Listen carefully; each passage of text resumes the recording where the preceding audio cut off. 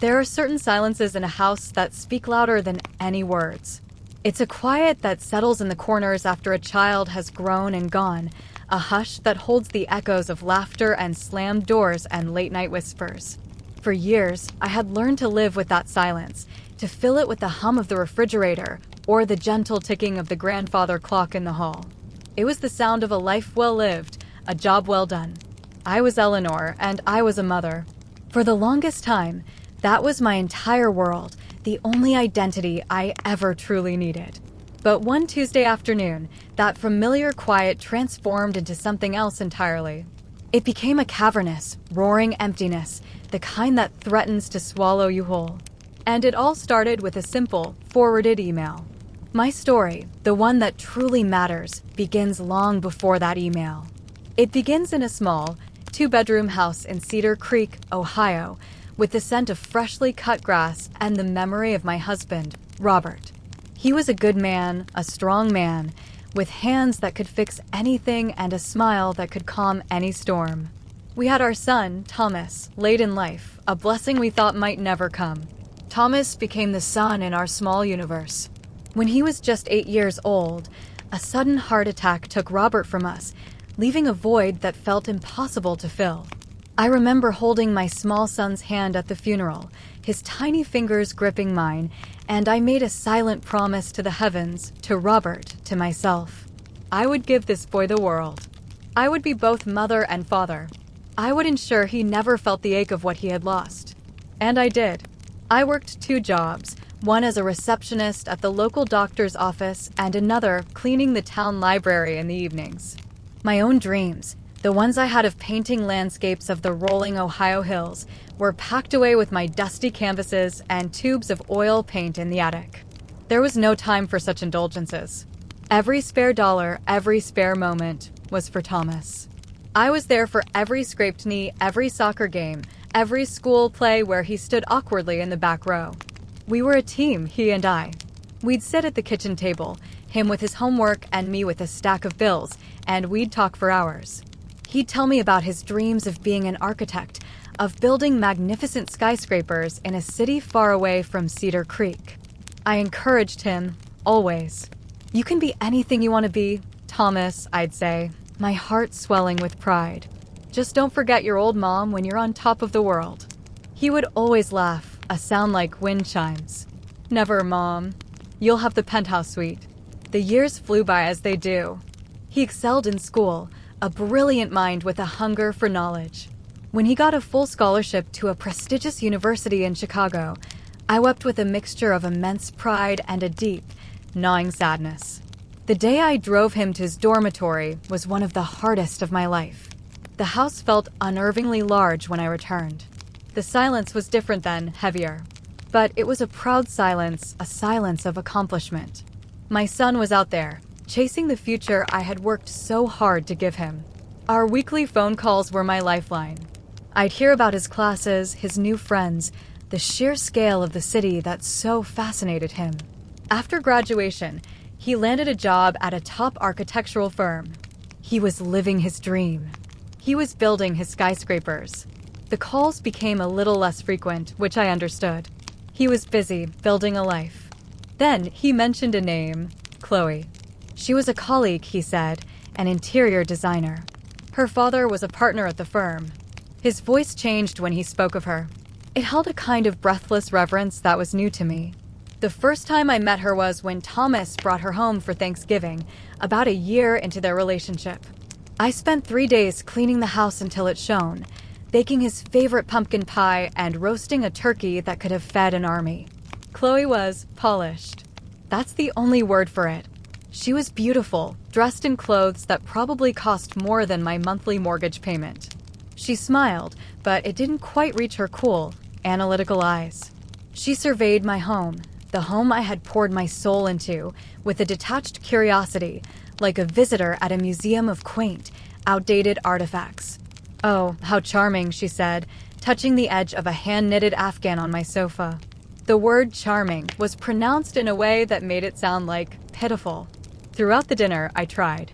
I asked her about her work, her family. Her answers were brief, clipped.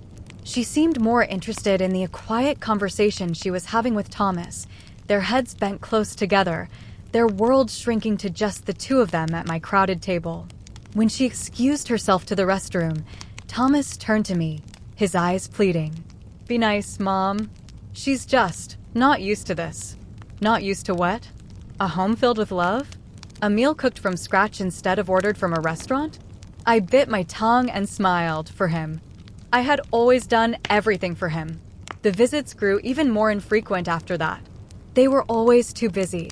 A big project at work, a weekend trip to the Hamptons with her parents, a charity gala. Excuses flowed like water.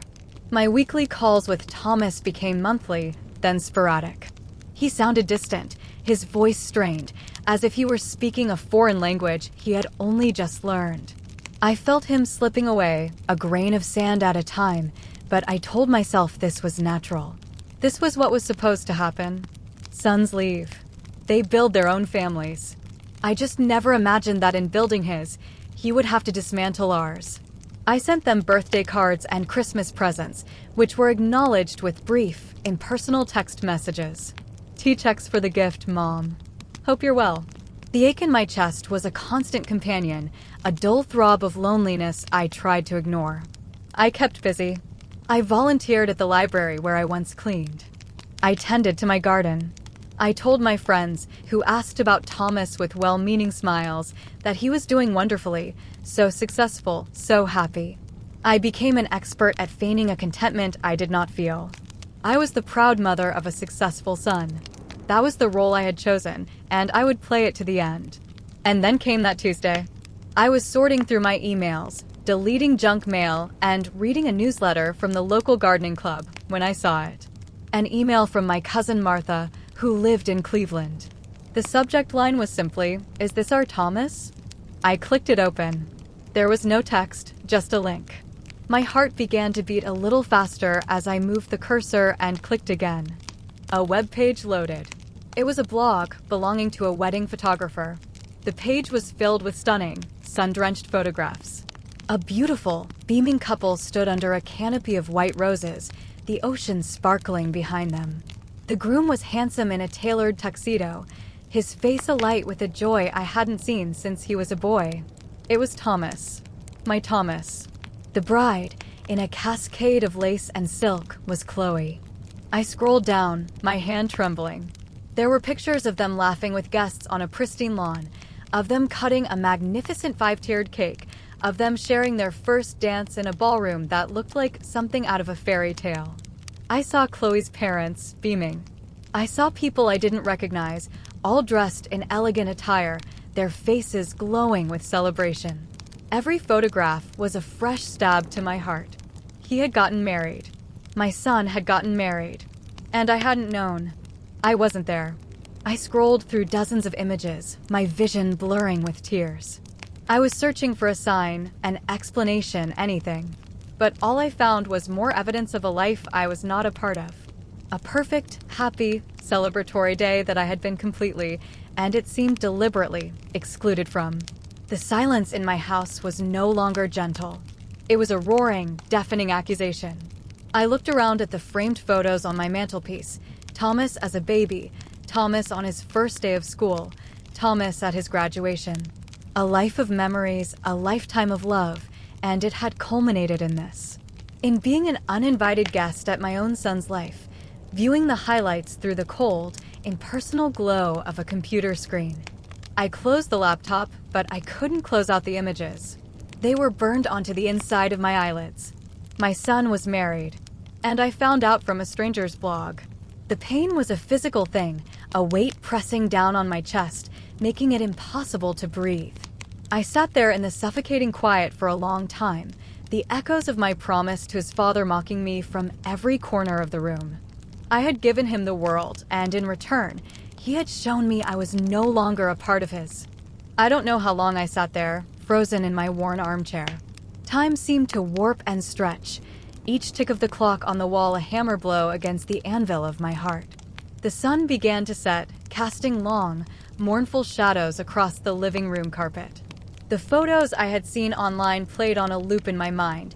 Thomas's radiant smile, Chloe's perfect dress, the sea of unfamiliar, celebrating faces. Each image felt like a personal betrayal, a carefully orchestrated rejection of my entire existence. I had been erased from the most important day of his life. My first impulse was to do nothing, to simply absorb the pain, to let it become another layer of the quiet sadness I had grown accustomed to. What was the point? To call and scream? To cry and beg for an explanation he had clearly chosen not to give? I felt a profound sense of shame, as if his exclusion of me was somehow my own fault. I must have done something wrong, been too provincial, too simple, too much the small-town mother for his sophisticated new life. I had become an embarrassment to him. The thought was a venom that seeped into my very bones. But as the night deepened, a different feeling began to smolder beneath the layers of grief and shame. It was a flicker of anger. Not a hot, roaring fire, but a slow, burning ember of indignation. I had not been just any guest. I was his mother. The woman who had stayed up all night with him when he had a fever. The woman who had worked her fingers to the bone so he could have the books he needed. The woman who had cheered the loudest at every single one of his meager accomplishments before he had any great ones. My love for him was woven into the very fabric of his being. How could he so casually snip those threads? With a resolve that surprised even myself, I picked up the phone. My hand was shaking so badly I had to dial his number twice. It rang and rang and rang. I was about to hang up when he finally answered, his voice breathless and slightly annoyed. "Hello." "Thomas, it's me," I said, my own voice a reedy whisper I barely recognized. There was a pause. "Mom? Is everything okay? It's late." "I saw the pictures, Thomas," I said, the words tumbling out before I could stop them. "The wedding pictures." From Martha. The silence on the other end of the line was heavy, thick with guilt. I could hear him exhale slowly. "Oh," was all he said. "Oh." I repeated, the ember of anger beginning to glow brighter. "That's all you have to say? Oh? You got married, Thomas. You started a new life, and you didn't think to tell your own mother." "Mom, it's complicated," he began, his voice taking on that placating tone he used when he thought I wouldn't understand something. "It all happened so fast. We decided to just do a small thing, very intimate." "Small?" My voice cracked. "Intimate?" The pictures I saw looked like a royal event. There must have been 100 people there. 100 strangers who were more important than me. They weren't strangers, they were Chloe's family, our colleagues. He stammered, his excuses as flimsy as tissue paper. The pain was so sharp it felt like I was being physically torn in two. "And what am I, Thomas? What am I to you? Am I not family?" The tears I had been holding back began to stream down my face, hot and silent. I heard some shuffling on his end of the line, and then a new voice. A crisp, cool, female voice. "Eleanor? It's Chloe. Let me handle this." She didn't call me Mom.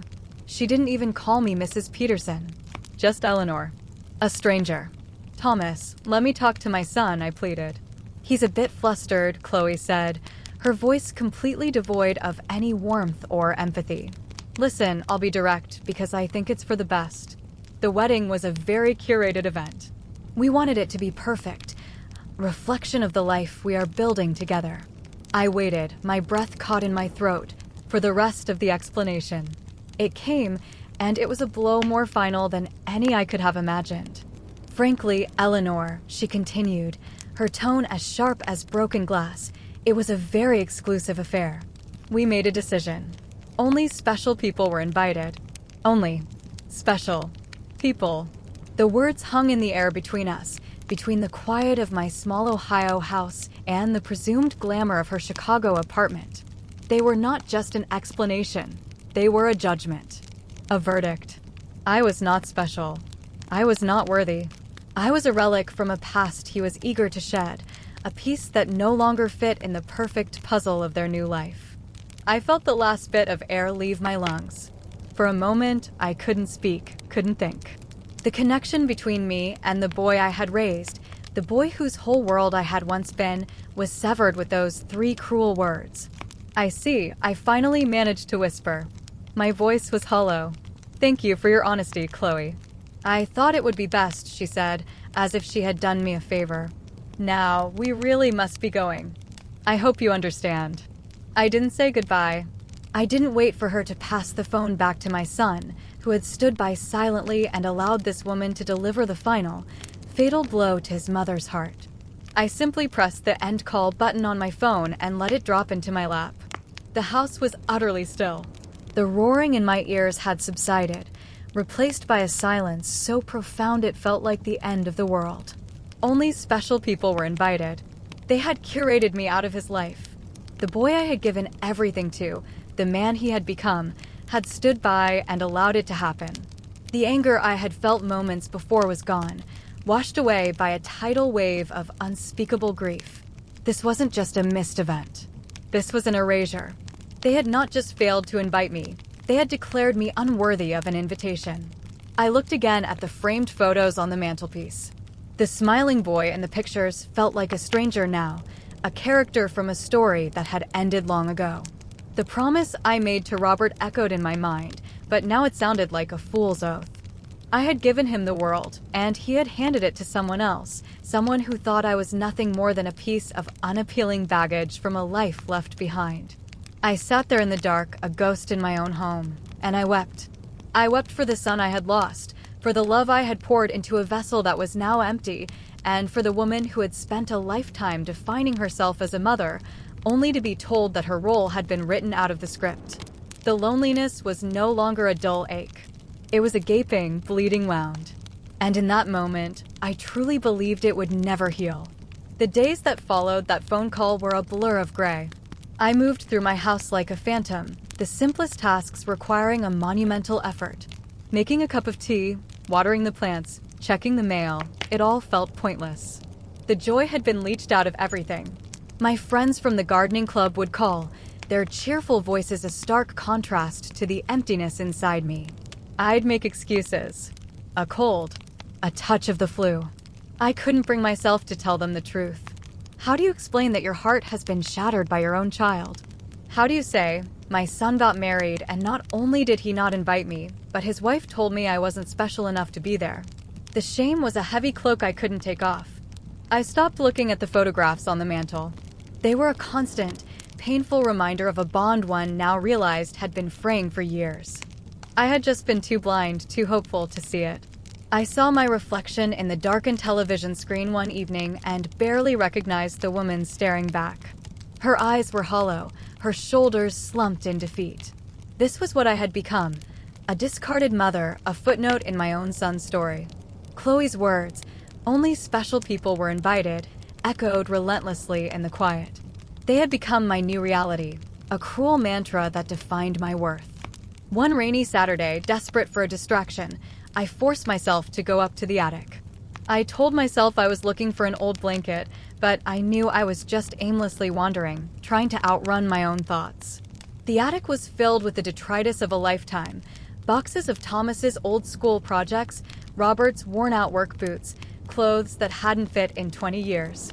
In a dusty corner, under a yellowed sheet, I saw the familiar shape of my old wooden easel, and next to it, a large, flat box. My hands, acting of their own accord, pulled the sheet away. I opened the box. Inside were my canvases, my brushes still stained with pigment, and my collection of oil paints, the tubes dried and cracked with age. I ran my fingers over a half-finished canvas. It was a landscape of Miller's Ridge, a place Robert and I used to go hiking. I had started it just before Thomas was born and never found my way back to it. Looking at it, I felt a flicker of something other than pain. It was a ghost of a feeling, a distant memory of a person I used to be before I was Mom. I was Eleanor, the girl who loved the smell of turpentine and the feel of a loaded brush in her hand. The girl who saw the world in shades of burnt sienna and cerulean blue. Where had she gone?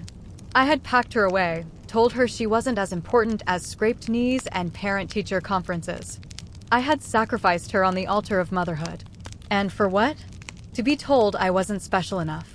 A thought, clear and sharp as a shard of glass, cut through the fog of my grief. Chloe was right.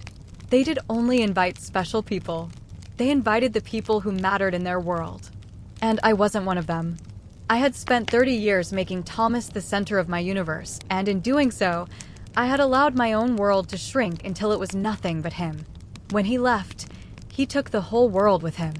The pain of that realization was immense, but for the first time, it was followed by something else. A question. What if I stopped waiting for them to deem me special? What if I was the one who decided who was special? So I carried the easel downstairs. I cleaned the dust off it and set it up by the window in the living room, right where a gaudy floor lamp I'd always hated used to stand. I threw the lamp in the trash. The next day, I drove to the art supply store 2 towns over and spent the money I would have sent Thomas for his birthday on a whole new set of oil paints, fresh canvases, and supple new brushes.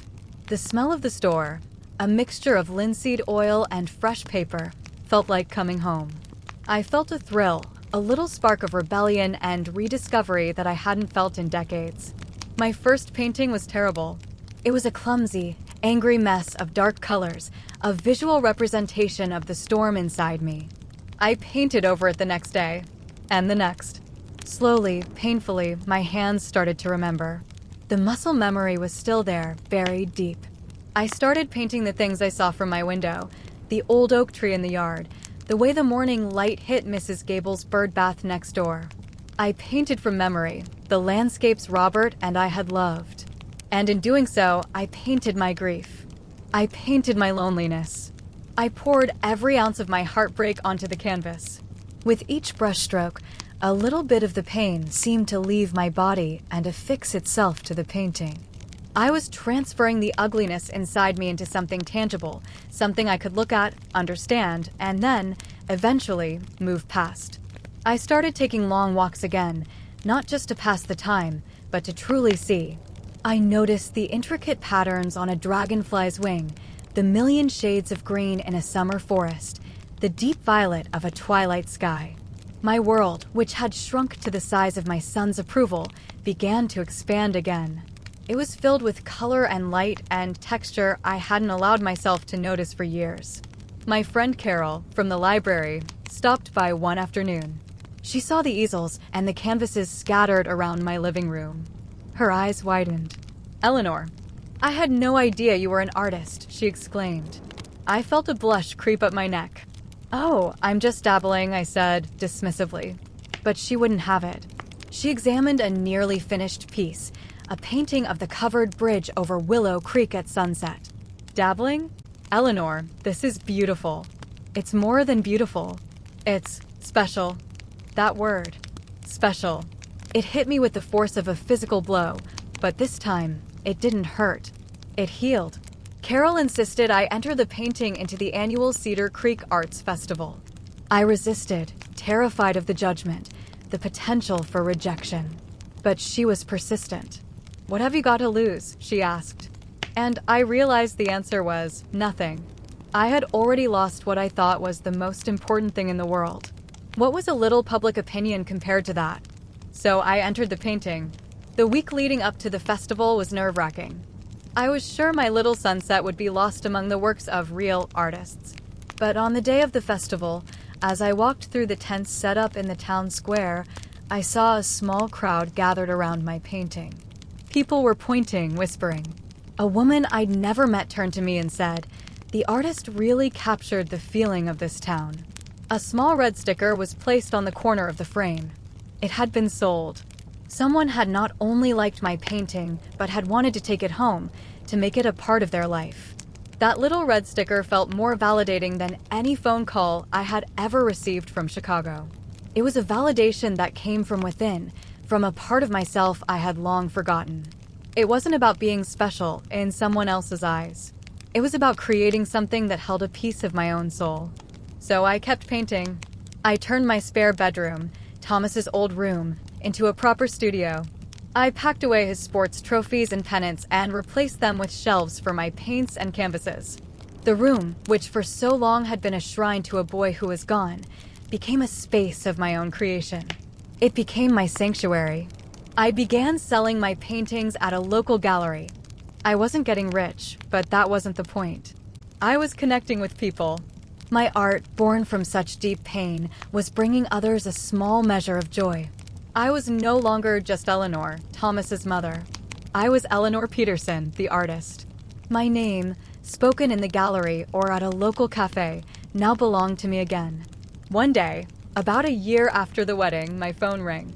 The caller ID said Thomas. My heart did a familiar little flip, but it wasn't the desperate, needy leap it once was. It was a calm, steady beat. I let it ring a few times before answering. "Hello, Eleanor speaking," I said, my voice even and clear. There was a slight hesitation on the other end. "Mom, it's Thomas." "I know," I said. We were wondering," he started, his voice strained. "Chloe and I are driving down to see her aunt in Columbus, and we were thinking of stopping by Cedar Creek on the way back. If you're not busy."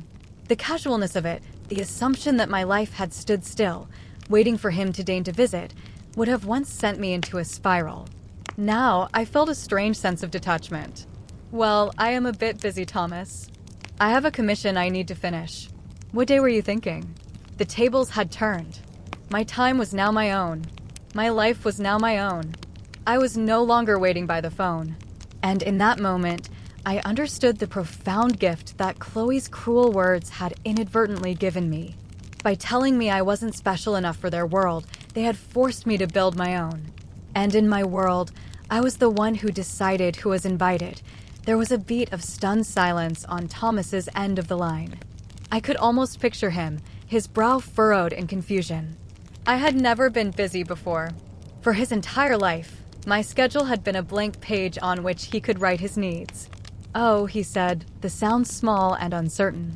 "Okay, well, would Saturday afternoon work?" "Around 3.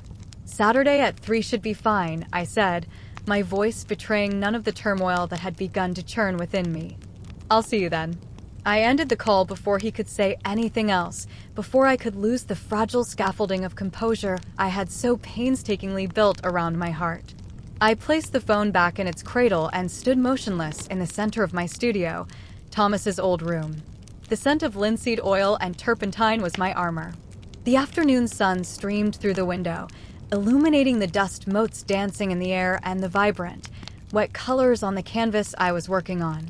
The painting was of the old town clock tower, captured at the precise moment the evening sun turns its stone face to gold. It was a study in light and shadow, in permanence and fleeting beauty. A bit like life itself, I supposed. The days leading up to their visit were a strange mixture of old habits and new realities.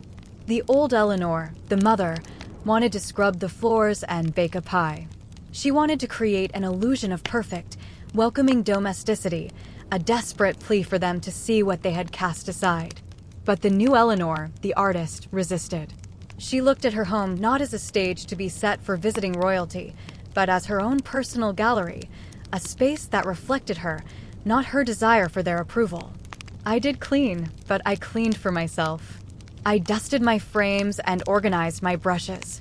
I bought fresh flowers, not for the dining table, but for a small vase next to my easel, because their color inspired me. I did not bake a pie. Instead, I made a large pot of vegetable soup, the kind that simmered for hours and filled the house with a savory, comforting aroma. It was food for my soul, not for their judgment. I spent hours in my studio, losing myself in my work. It was my shield. As long as I was painting, I was in control. I was the creator of worlds, the master of my own small universe of color and form. But in the quiet moments, late at night when the house was still, the anxiety would creep in. What did they want? Was this a reconciliation tour? An apology? Or was it merely a convenient pit stop, a duty to be performed with polite detachment? I steeled myself for the latter. Hope, I had learned, was a dangerous currency. I had spent it all on Thomas, and it had left me bankrupt. This time, I would hold on to my reserves. Saturday arrived, a cool, crisp autumn day. The leaves on the old oak tree were a riot of red and gold, a perfect subject for a painting. At precisely 3 o'clock, a sleek, silver sedan, so clean it seemed to repel the very dust of Cedar Creek, pulled up to my curb. It looked alien against the backdrop of my modest, lived-in neighborhood. I watched from the window as they got out. Thomas looked older, thinner. The carefree boy I remembered was gone, replaced by a man who wore his expensive suit like a uniform, his shoulders tight with a tension that seemed permanently etched into his posture. Chloe emerged from the passenger side, a picture of urban sophistication in a cream-colored cashmere coat and sharp, high-heeled boots that were entirely impractical for my gravel driveway. She looked around with that same appraising glance I remembered, a subtle wrinkle of her nose, as if the very air here was of a lesser quality. I opened the door before they had a chance to knock. I did not rush to hug my son. I simply stood in the doorway, a calm and neutral gatekeeper to my own home. Thomas. Chloe. Come in, I said. Hi, Mom, Thomas said, his voice husky. He leaned in for an awkward, one-armed hug, his body stiff. It felt like embracing a stranger. Chloe offered a thin, bloodless smile. Eleanor, your house is looking just as I remember it. It was not a compliment. I led them into the living room. I saw Chloe's eyes scan the space, noting the changes. The absent floor lamp, the easel by the window, the canvases stacked against the wall. Oh, she said, pausing before one of the finished paintings, a depiction of the misty morning fog over Miller's Ridge. You've picked up a hobby. The word hobby was dropped into the conversation with the precision of a surgeon, intended to belittle, to reduce my passion to a trivial pastime, something a lonely old woman did to fill her empty hours. The old Eleanor would have withered. She would have mumbled something self-deprecating, agreeing with the assessment. But I was not her. It's more than a hobby, Chloe, I said, my voice gentle but firm. It's my work. I didn't elaborate. I let the statement stand on its own, a small declaration of my newfound sovereignty. I served them soup in the simple ceramic bowls I'd had for 30 years.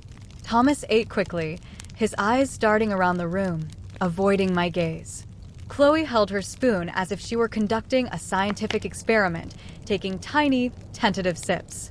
The silence was thick with unspoken words, with the ghosts of 1,000 unanswered questions. Finally, I decided to lance the boil myself. I was tired of living in the shadows of their decisions. I set my spoon down and looked directly at Thomas. His eyes finally met mine, and I saw a flicker of the boy he used to be, a flicker of guilt and fear. I imagine you're wondering why I haven't asked about the wedding, I began. Chloe's back straightened. Thomas paled slightly. I'm not angry anymore, Thomas, I continued, and it was the truth. The anger had burned itself out, leaving behind a scarred but peaceful landscape. The pain was immense. I won't lie about that. It felt like a part of my life had been amputated without my consent. But I've moved past it. However, for my own peace of mind, I feel I deserve to understand. I need to hear the real reason. I shifted my gaze to Chloe. And I don't mean the platitudes about it being complicated or happening so fast. I'm a grown woman. I can handle the truth. Chloe placed her spoon on the napkin beside her bowl, a gesture of finality. She was taking the stage. All right, Eleanor, she said, her voice dropping into a tone of condescending sincerity. You want the truth. The truth is, Thomas and I are building a brand. Not just a life, a brand. My father's world, the world we operate in, is all about connections, about perception. Every choice we make, from the car we drive to the charities we support, is a reflection of that brand. Our wedding was the launch party, if you will. She leaned forward slightly, her eyes cold and clinical. It was a strategic event. We invited people who could advance our careers, people who represented the future we are building. A future of influence and success.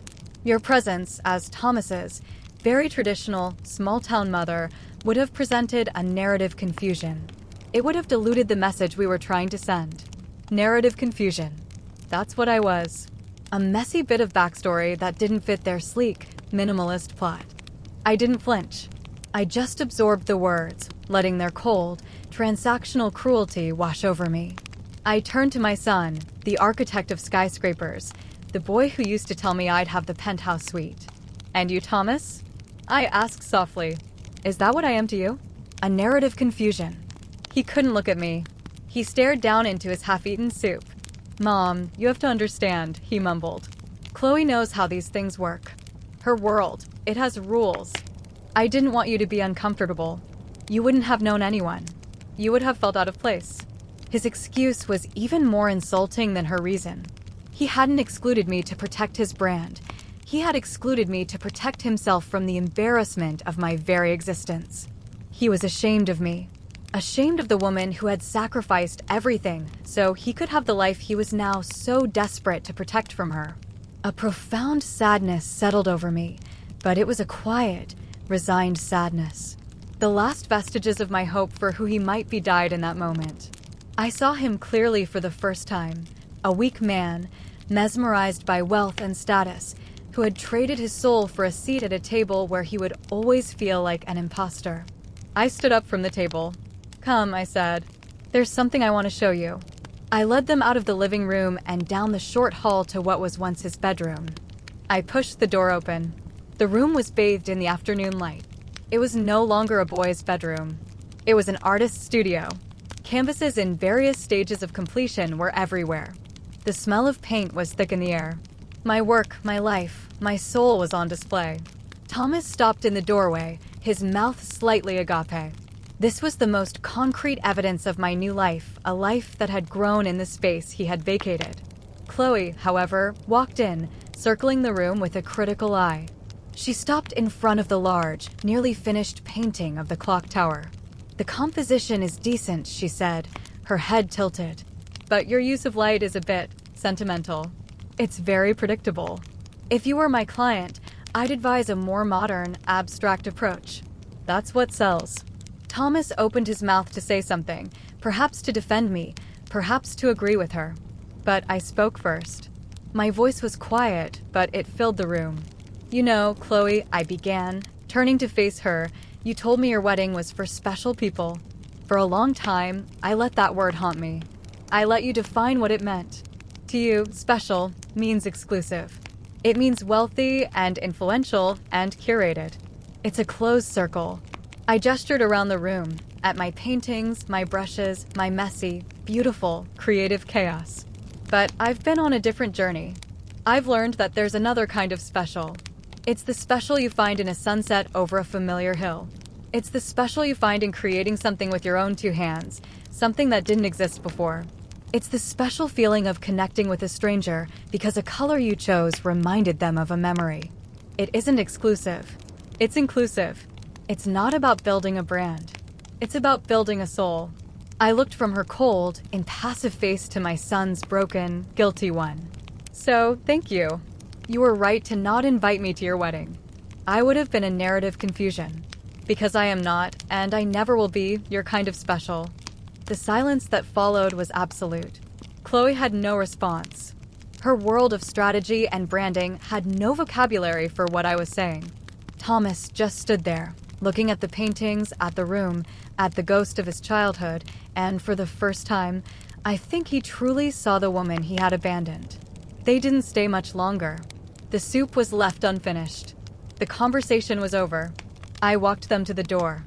There were no more hugs.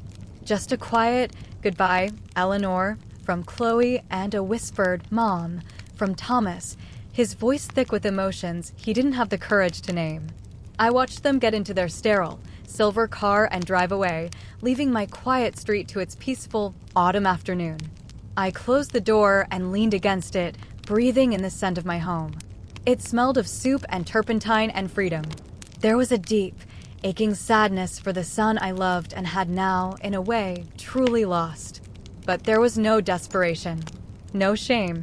The quiet that settled in the house was not an empty silence. It was a peaceful silence, filled with the promise of the work that awaited me. I walked back to my studio, picked up a brush, dipped it in gold, and applied a single, deliberate stroke of light to the face of the clock tower on my canvas. My work wasn't finished. My life wasn't over. In many ways, it felt like it had just begun. The silver sedan disappeared around the corner, its polished surface reflecting the brilliant autumn leaves for a moment before it was gone entirely. I stood at my front door, the screen door still slightly ajar, and listened. The absence of the car's engine left a silence, but it was a different kind of quiet than the one I had grown used to. It wasn't the heavy, suffocating silence of loneliness, nor was it the roaring void of fresh grief. This was a clean, crisp silence. It was the quiet of a slate wiped clean, of a room aired out after a long illness. It was the sound of possibility. I closed the door gently and walked back into the heart of my home. The half-eaten bowls of soup on the table were a testament to the brief, strange collision of my past and my present. I carried them to the kitchen, scraped the contents into the compost bin, and washed them by hand. The warm, soapy water a simple, grounding comfort. There was no anger. There was no elation of victory. What I felt was a vast, deep, and surprisingly gentle sadness. I was mourning the son I had lost, not the man who had just left, but the bright-eyed boy who believed his mother could move mountains and deserved a penthouse suite.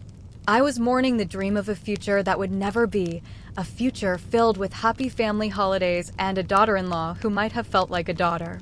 That dream was dead now, and I had just attended its quiet, dignified funeral. But unlike with Robert's passing, this death was not the end of a world. It was simply the end of a story I had been telling myself for a very long time. And now I was free to write a new one. I walked into my studio, the room that was the epicenter of my new life. The afternoon light was beginning to fade, and the golden glow on the clock tower in my painting had softened to a gentle amber. I looked at the half-finished canvas, at the mess of brushes and the palette smeared with a rainbow of colors. This was real. This was mine. Chloe's words about sentimentality and modern abstraction echoed for a moment in my mind, but they had no power here. They were the words of a critic in a foreign language, reviewing a book she could never understand because she had never learned its alphabet. My art wasn't a brand. It wasn't a strategy. It was a conversation between my soul and the world. And I was finally fluent. The weeks turned into months. The brilliant colors of autumn gave way to the stark, monochromatic beauty of winter. I painted the delicate lacework of frost on my window panes and the deep, moody blue of the winter sky at dusk. My world, which I had once feared would be empty without my sun at its center, was now full to bursting. It was filled with light, with color, with the challenges of a difficult composition and the satisfaction of a perfectly blended shadow. My little collection of paintings at the Cedar Creek Gallery began to attract attention.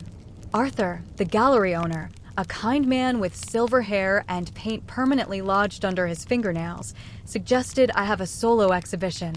Eleanor, he'd said, his eyes twinkling, people connect with your work. You don't just paint a landscape, you paint the feeling of being in that landscape. It's a rare gift.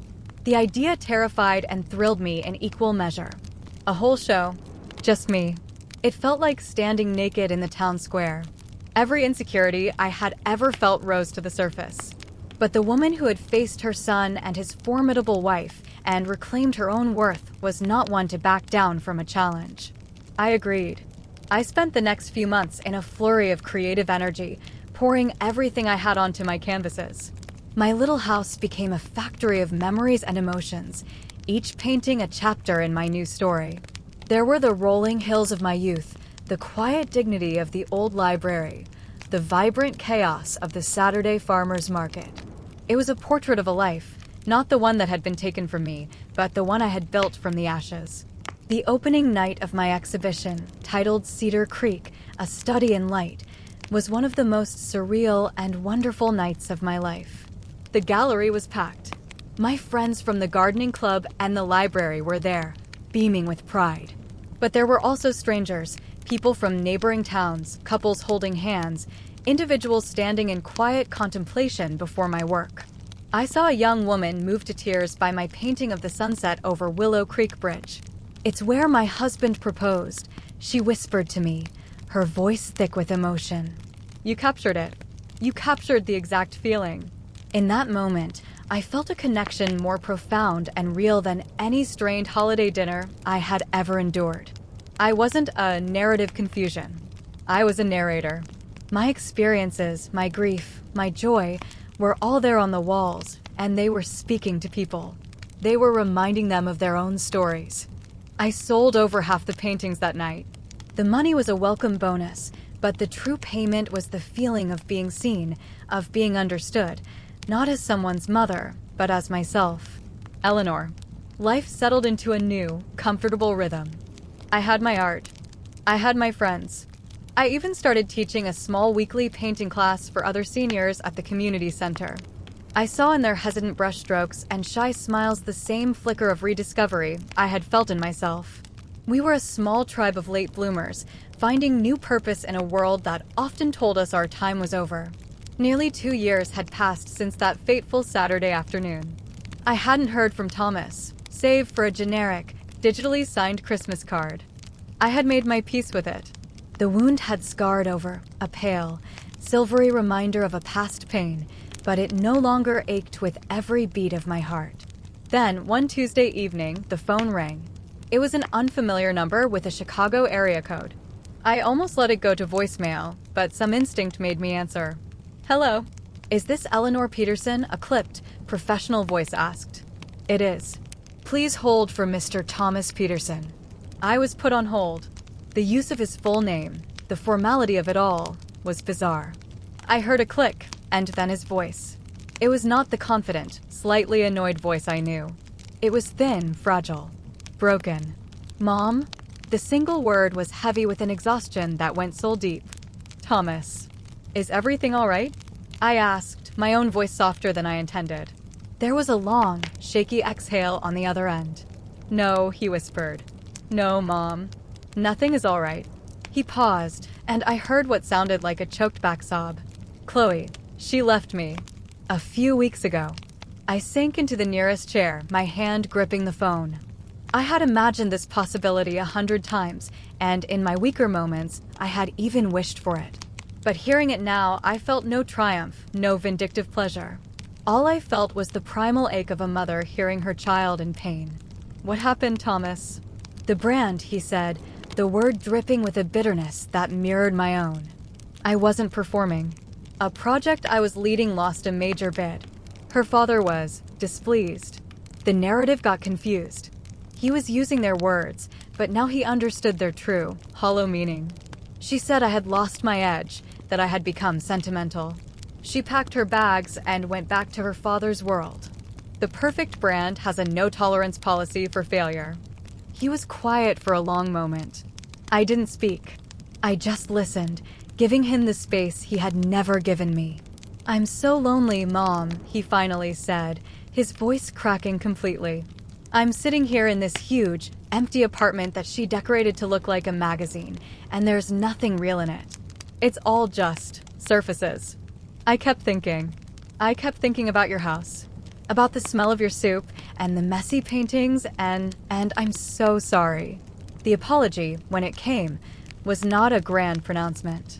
It was a desperate, raw whisper. "I was a coward, Mom. I was so dazzled by her world, by her father's power, that I let them convince me that where I came from was something to be ashamed of. I let them convince me that you were something to be ashamed of. It's the greatest mistake of my life, and I am so sorry for the pain I caused you. I know you can never forgive me." I closed my eyes, picturing him alone in that cold, sterile apartment. The architect of skyscrapers, trapped in a gilded cage of his own making. I thought of the pain, the humiliation, the sleepless nights. I thought of Chloe's cruel words and his silent complicity. And then I thought of the joy of my first sold painting, the laughter in my art class, the quiet peace of my studio at dawn. "Oh, Thomas," I said, my voice thick with a complex brew of emotions. "I forgave you a long time ago." He was silent, stunned. "Not for you, son," I clarified gently. "I did it for me." Holding on to that kind of anger was like drinking poison and waiting for you to get sick. I had to let it go so that I could live. And Thomas, I have built such a good life. I told him about my exhibition. I told him about my students. I told him about the woman who cried at the sight of my painting. I wasn't boasting. I was simply showing him the world I had created, a world built on authenticity and connection, the very things his world lacked. A week later, he drove down. Not in a sleek, silver sedan, but in a modest rental car. He was thinner, and the expensive suit was replaced by simple jeans and a sweater. The haunted look was still in his eyes, but there was a new humility there, too. He walked into my house, and the first thing he did was hug me. A real hug, the kind I hadn't felt since he was a teenager. He held on for a long time, and I held him right back. He spent hours in my studio, looking at each painting with a quiet reverence. He didn't offer critiques or suggestions. He just looked. He saw the love, the pain, the resilience. He saw me. "You're amazing, Mom," he said, his voice full of awe. I never knew. It wasn't a magic fix. Our relationship didn't snap back into what it once was. That was impossible. But we started to build something new. He called every Sunday, not out of duty, but because he wanted to. He'd ask about my latest painting, about my friends, about the goings-on in Cedar Creek. He started seeing a therapist. He eventually left the high-powered firm and took a job with a smaller company that designed community centers and libraries. He was building things that mattered again. Today, I stand in my studio, the morning light pouring in. On my easel is a new canvas, still white and full of promise. My phone buzzes with a text from Thomas, a picture of a sunrise he saw on his way to work, with the caption, "Made me think of your colors." I smile. I am Eleanor Peterson. I am a painter, a teacher, a friend. I am a woman who learned that her worth was not something to be granted by an invitation. It was something to be created, with her own two hands, with every color on her palette. The most special event I was ever excluded from became my own personal invitation, an invitation to meet myself again. And for that, in the strangest of ways, I will forever be grateful. My life is my own masterpiece, and it is more beautiful than I ever could have imagined.